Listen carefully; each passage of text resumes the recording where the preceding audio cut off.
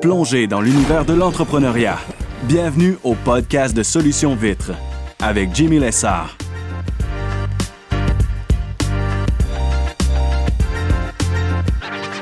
Excellent. Alors, aujourd'hui, je veux parler du marché. C'est un des derniers épisodes que j'ai pu faire, que j'ai divagué un petit peu vers, j'ai touché au marché, puis ça m'a fait comme penser que je voulais plus en parler. Puis ça me fait réaliser à quel point c'est important, tu sais. Parce que on s'entend dans le home services, peu importe le service que vous offrez, je vais être à la rénovation, paysagement, peu importe, ça reste du service de résidence résidentielle, ou commerciale, peu importe, mais le marché, c'est important parce que oui, il y a la concurrence qui est à considérer. Et d'un podcast de Tommy Mello, puis j'ai entendu qui est un golden nugget un petit peu, où est-ce que tu veux percer un marché, pardon, où est-ce qu'il y a déjà des gros players, tu sais. Puis ça fait du sens. Du coup, je ne l'ai pas tant comme analysé de cette manière-là, mais quand tu te mets à pénétrer un marché qui a les big joueurs, tu les connais, tu sais qui, tu sais comment ils procèdent, tu sais comment tu vois un petit peu le long puis le large de l'opération. Tu connais pas les détails derrière, évidemment, mais tu sais c'est qui, tu sais quel service ils offrent. Sans nécessairement dire que c'est David contre Goliath, mais tu es en mesure d'avoir un repas. S'ils sont là dans ton marché puis qu'ils sont gros, ça veut dire qu'il y a possibilité que il y a une part de marché. Eux autres qui en ont pris une grosse parce qu'ils sont les leaders aujourd'hui. Maintenant, qu'est-ce qui a fait en sorte qu'ils sont devenus les leaders? Oui, il y a probablement le temps, il y a probablement plein de choses, mais ça veut dire au moins que tu es dans un marché qui est sain, puis qu'il y a une compétition, puis que ça donne que c'est eux autres qui sont là, c'est eux autres qui l'ont pris de la part du gâteau, tu comprends-tu? Parce que si tu arrives dans un marché, ou que tu es le seul qui l'offre, ben évidemment, c'est soit que t'es avant-gardiste ou qu'il y en a qui sont passés vers le passé, ils ont tenté puis sont partis, ça. C'est beaucoup ça, puis ça se voit beaucoup également, puis je ne veux pas rentrer dans ce détail-là, mais avec les restaurants, tu sais. Les restaurants, comment qu'il y en a? Je pense que c'est l'entité il y en a le plus qui ouvre, puis il y en a le plus qui ferme rapidement dans une année que n'importe quel autre type de business parce que ils veulent tenter leur chance et ça va marcher là, ils vont ouvrir là. Mais c'est tellement complexe, la restauration. Je ne rentre pas plus en détail, mais si t'es le seul, à faire attention, tu sais, mais pénétrer un marché où est-ce qu'il y a déjà des big players, c'est quasiment mieux que parce que le plus gros actuellement que tu vas pouvoir être dans le marché, dans la ville, ben, juste dans le marché. Ton marché, ça peut être le Québec complet, tu sais, dépendant du service que tu as. Plus que ton ticket price, ton coût moyen diminue, plus que faut que tu restreignes, je trouve, ta zone de service parce que tu veux pas tu vas avoir des coûts associés à ça, puis la route fait en sorte que c'est du gaz, puis plein de choses, mais admettons que c'est une ville ou un secteur plus ou moins de 100 km², même 50 km², c'est quand même petit, là. Mais tu- dans le moment actuellement, c'est quels joueurs sont. Tu dois les connaître, savoir c'est qui ça. OK, voici c'est X, c'est Y, c'est eux autres, dans le moment qui sont les plus gros. Ça ne veut pas nécessairement dire que en fait, c'est une bonne chose parce que tu les connais. Tu sais c'est qui. Fait que maintenant, étudie-les, tu sais, dire, OK, en voici, c'est ça leur nom. C'est ça les services qu'ils offrent. Sans nécessairement dire copier, parce que tu copies une page, tu fais juste prendre de quoi que d'autres y ont, j'essaie de l'appliquer chez vous, mais ça marche pas du copy and paste parce que, tu sais, c'est pas un print à 100% puis un paste à 100%. Tu peux jamais être comme eux autres. Tu peux juste essayer de les reproduire. Ça va être une version générique, tu sais, d'un médicament ou quelque chose. Tu sais. Oui, générique de médicaments. Tu devrais plutôt dire générique, mettons, d'une brand comme Gucci ou mais peut-être plus adapté à ce qu'on fait, tu sais. Eux autres, les Kingpins, c'est Gucci, exemple. Tu vas essayer de faire un copy and paste, mais il y en a, puis c'est carrément ça. Je pourrais divaguer vers ça, mais il y en a qui essaient même de reproduire ce genre de shit-là, puis ça marche pas, ça. Fait que, tu sais, Gucci, ce soit Rolex, man, ce soit n'importe quel brand qui est high-end, c'est eux autres, les Kingpins, exemple. Ben, OK, man, tu sais c'est qui. Maintenant, tu veux-tu être comme eux autres ou tu veux être différent? Je pense que si tu vas être comme eux autres, tu prends pas nécessairement le meilleur chemin parce que Eux autres, ils l'ont master, puis ça fait t'as bien 25 ans, man, qu'ils sont là-dedans, puis avant que tu comprennes tout ce qu'ils ont compris, là, ça va être un hostie de chemin, puis t'es mieux d'aller prêt à déplier de l'argent parce que, en espérant que les autres, ils give up pas ou que, tu sais, s'ils sont là pour 25 ans, man, ils vont rester encore là 25 ans, ça. Fait que je pense que c'est peut-être mieux de t'en inspirer, bien évidemment, mais de pas vouloir faire un copie conforme parce que ceux-là qui veulent pas faire affaire avec eux autres, qui sont les plus gros, fine, ils veulent faire affaire avec d'autres mondes. Puis, dans le marché, comme je reviens à l'idée générale du podcast, euh, ton marché, ton marché, il est prêt à quoi? Parce que clairement, si eux autres sont là, sont dans le même secteur depuis 25 ans, c'est qu'ils ont figure out quelque chose. Ils ont dialed in, genre, comme je disais dans ton podcast, c'est quand tu m'as amené, t'es comme, tu bien beau mettre de la crème, puis de mousser. Si tu mousses trop, puis tu traverses la ligne, ça donne pas, tu vas l'autre bord de la vague, puis c'est là, pas intéressant, ça. Mais tu veux être dans ton sweet spot. Fait que c'est important de comprendre, OK, dans le marché, dans la ville, l'exemple que tu as, dans ton secteur, ton 50 km², exemple, c'est quoi que le client qui est là a envie de ça. Puis en fonction de la ville, la localisation, man, tu sais, je pourrais déblatérer longtemps là-dessus. Il y a tellement de contextes puis de choses qu'on peut embarquer puis dire, mais gardons ça simple, gardons l'idée simple de le marché en général, il est prêt à quoi? Puis je pense que tant que tu as pas déterminé c'est quoi ton client type, c'est qui, quel type de client tu veux servir.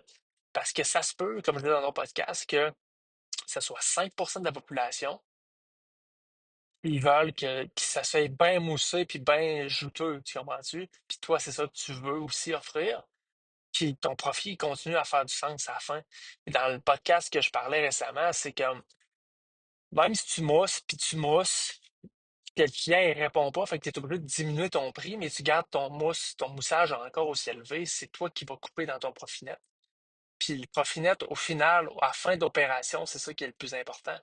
Parce que tu as bien beau mousser, si tu te gruges ton profit parce que tu vas être hot, puis tu vas être ci, puis tu vas être ça, et que le client, man, tu over-deliver. C'est dur de over-deliver, mais je pense que ça se peut quand même de trop livrer. Ça fait en sorte que, OK, ben, man, tu over-deliver, puis c'est sur ton profit que tu cotes le paycheck, tu sais, parce que c'est ça que tu veux faire. Fait que je pense que c'est de s'adapter à son marché, ta niche de client cible, c'est de la connaître, tu sais.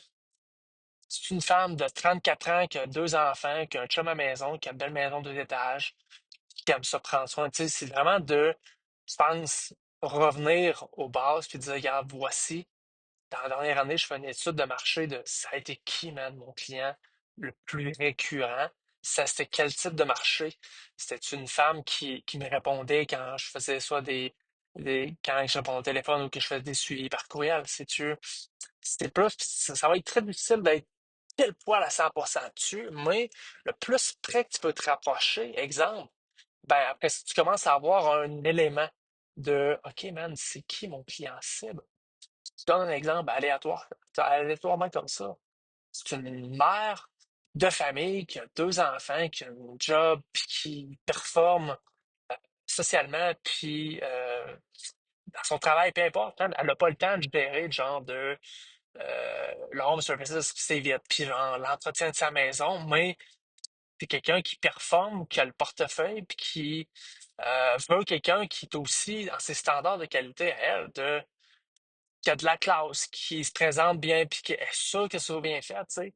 Fait que clairement, man, si tu niches ta business autour de quelqu'un de même, ben, tu vas pouvoir- puis tu le comprends, tu sais, tu vas dire, OK, regarde, je mets du poids sur le professionnalisme, sur le travail bien fait, parce que dans l'étude de la dernière année que je viens de faire, j'ai déterminé que mon client idéal, c'est une femme de 40 ans avec deux enfants, qui a une vie professionnelle épanouie, qui réussit économiquement. Tu comprends ce que je veux dire?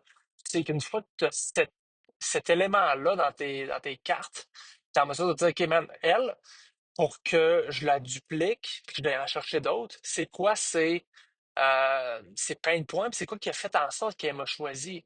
C'est-tu le prix?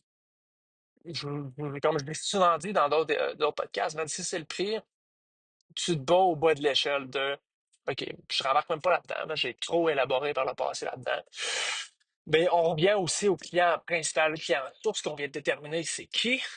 Ben, OK, man, c'est quoi qui a fait en sorte qu'elle a choisi mon entreprise? Le professionnalisme, le fait que je fasse un rappel la veille, que je fasse un rappel le matin même par texto, que les techniciens qui débarquent chez elle se stationnent dans la rue pour laisser la place au véhicule s'il y aura arrivé, s'il y a en sortie du garage ou sortir d'urgence. Je suis pas dans le genre. C'est des petits micro-détails comme ça que tu vas dire, OK, pourquoi je mettrais l'emphase sur le prix, exemple? Parce que ce genre de client-là, qui est mon client idéal, le prix, c'est pas ça qui est son pain de point. Puis encore là, c'est pas de dire, man, je vais aller doubler mes prix, puis je vais aller tanker, man, dans son portefeuille à elle, parce que ça fera plus de sens. C'est plus la balle à le checker ailleurs, ça. Tu penses que l'entreprise qui va gagner, au final, c'est elle qui va avoir dialed in le plus de trucs. Puis le prix, évidemment, fait partie de l'équation, puis c'est un très gros élément dans l'équation. Mais je pense que si ton prix fait du sens, évidemment, ça ne s'attend pas que tu sois la moins chère. Puis quand tu es le moins cher, évidemment, euh, tu n'auras pas le moussage qu'elle, elle aimait, tu sais. Le fait que tu sois professionnel, que tu arrives, que tu qui arrive, que dans la rue se présente, que tu aies tout lined up ça, c'est parce qu'il y a eu du travail derrière, le travail de fond, j'appelle. Puis de dire, OK, voici, je comprends le client, je comprends son pain de pointe, je veux le résoudre. Je veux qu'elle en parle à ses amis, à sa famille, puis que tout le monde, tu sais, comment tu c'est une roue après ça qui part, puis qui continue de grossir. Mais tant que t'as pas d'IDN sur, man, mon client potentiel, puis tu fais l'exercice, tu te dis, regarde, sincèrement, être le plus précis, moi, je pense que c'est une femme de 35 ans, exemple. Puis faire juste l'opération de dire, OK, on va faire le test dans les 10 ou les 20 prochains dossiers. C'est quoi, genre, c'est ça? J'étais-tu proche après ça? Tu t'ajustes, puis même si c'est une nouvelle entreprise qui commence, tu n'as pas de data pour commencer, mais elle commence avec la première. OK, c'est qui? Après ça, tu t'ajustes les 5 de fait. OK, non, finalement, je pensais que c'était 40 ans, c'est plus 35. Puis tu t'ajoutes, tu sais, c'est pas perdu, là, que tu n'as pas de data, puis tu n'as aucune information là-dessus. Mais si tu es en mesure de commencer, puis que ça soit la première, ça sera elle, ta ressource, ton exemple, s'il faut au début, parce que ça a bien été, tu pars de là. Ceux-là qui ont du 1, 2, 3, 5 ans de backup en data, ben, c'est encore plus facile. Hein. Fait que, au final, c'est ça. Fait qu'une fois que tu as établi euh, ton audience, ta part de marché, puis tu veux pousser là-dedans, ben, so be it, là. Parce que si toi, ça te tente pas de le mousser, c'est comme, moi, je veux que mes clients aient le meilleur prix, puis no bullshit, genre. Je peux en dire que c'est de la bullshit, là. Mais si toi, tu le penses de même, so be it, man. Puis il y a un marché pour ça aussi. Puis ça se peut que le marché dans lequel que t'es, ton 50 kilomètres ou ta ville, c'est pas ceux qui veulent. Tu comprends-tu? Parce qu'au final, du moussage, oui, c'est beau, c'est juste, sans nécessairement dire que c'est de flatter l'ego, mais c'est un plus, ça. C'est comme, c'est une petite touche qui est, wow. C'est le wow. C'est comme, ça a un prix, man, le wow, là. Si t'en attends, là, le client, il n'y aura pas un wow, man, au plus cheap possible, puis c'est impossible. Tant que once in a while, il va le pogner, man, ça va être une knock. Tu sais, mais c'est pas le même. Et tu peux être l'entreprise qui est standardisée, ben, je dis standardisée selon tes standards à toi, qui a juste trouvé le juste milieu par rapport au marché, tu sais, euh, si dans le marché, tu sais, justement, ils veulent pas de moussage, même, puis ils veulent, c'est de s'adapter au marché, c'est pas toi qui vas adapter le marché à ton style, même ça, j'ai compris, là. Tu peux pas penser ça, là. Le marché, il est pas mal plus gros que toi. Toi, t'es une entreprise dans l'équation. Il y en a 50 autres business dans ton coin. Puis pourquoi ils vont y aller avec toi? Fait que c'est de se différencier. Moi, je disais tantôt, le plus gros, regarde, il roule de même. Inspire-toi-en, copie pas, que ce soit une copie de Gucci, là. Mais une copie là à sauce. Puis après ça, ça va créer une part de marché, peut-être qui est existante, que justement, eux autres ne voulaient pas aller chez ton concurrent le plus gros du secteur. telle et telle raison. Tu sais, ça peut être ça aussi. C'est dialed in, je pense, c'est le plus d'éléments que tu es capable de mettre en place, c'est que, tiens, dialed in. J'ai dialed in sur comment que les techs arrivent, comment ils se présentent. Tac, tac, ça c'est bon. Puis c'est jamais, c'est tout le temps changeant, hein? Quasiment d'année en année, ça change en fonction quasiment des températures puis tout. Mais je pense que sur un an, tu peux rouler sur un modèle, dire, OK, on étudie ce qui a été fait l'année passée, puis on ajuste ça. On ajuste, mais commence pour au moins dire, regarde, je pense que ça, c'est le dialed-in parfait, je vais y aller de même. C'est pas que tu réajustes en cours de saison. Peut-être te dire, 30 juin, je m'assis puis je regarde comment ça a été. Mon premier 6 mois, comment ça a été cette année à date. Puis je fais un ajustement pour la deuxième saison. Deuxième partie de saison, ça. C'est pas impossible, hein. Il y a plein de choses, mais euh, de comprendre son marché, de se dire, regarde, le marché, man, du moussage, il s'en va Chris. Il veut pas ça. Il veut X, puis il veut Y, tu sais. Fait que tu veux-tu lui donner ça? Parce que t'as bien beau, toi, vouloir être hot, même, puis avec je vais pas dire n'importe quoi, mais un truc neuf, tu sais, puis si ton marché, il répond pas, puis il n'y a pas de demande pour ça, même, ça te donne quoi, là? Tu te donnes une tape dans le dos, toi, t'es hot, man. Tu vas travailler dans une couple d'années, mais tu n'auras plus de cash. Fait qu'il faut que tu t'adaptes à ton marché, ton milieu, puis non pas eux autres qui vont s'adapter à toi parce qu'ils n'ont d'autres choix. Ils vont aller, tu sais, le client, il va aller s'adapter qui lui ressemble le plus. Au final, c'est vraiment ça l'opération. C'est, OK, quand j'appelle, ça coïncide-tu un petit peu avec le genre de vibe que j'ai? Si tu friendly, exemple, si c'est ça qu'il veut. Tu comprends-tu ce que je veux dire? C'est de dire, il cherche quelqu'un qui est comme lui ou le plus près possible de lui, je trouve, il y a possibilité de parler longtemps là-dessus, encore une fois, mais c'est quelque chose que j'ai vraiment comme pensé que ça pourrait être utile de dialoguer là-dessus aujourd'hui. Puis ça va peut-être vous apporter à réfléchir. Puis même moi, en le disant, ça m'apporte à réfléchir des pistes de réflexion, mais c'est intéressant quand même de dire, regarde, tu ne t'adapteras pas, tu ne feras pas adapter le marché à toi, mais au contraire, tu vas t'adapter au marché plutôt. C'est pas mal ça qui est le plus important parce que l'inverse n'existe pas. Fait que, point clé, c'est comme étudier c'est quoi qui se passe, man, dans ton marché, c'est qui ton client type. Puis par la suite, une fois que tu as ça, ben, tu as une bonne piste de départ sur le fait de OK, regarde, ça marche de même, on fait ça.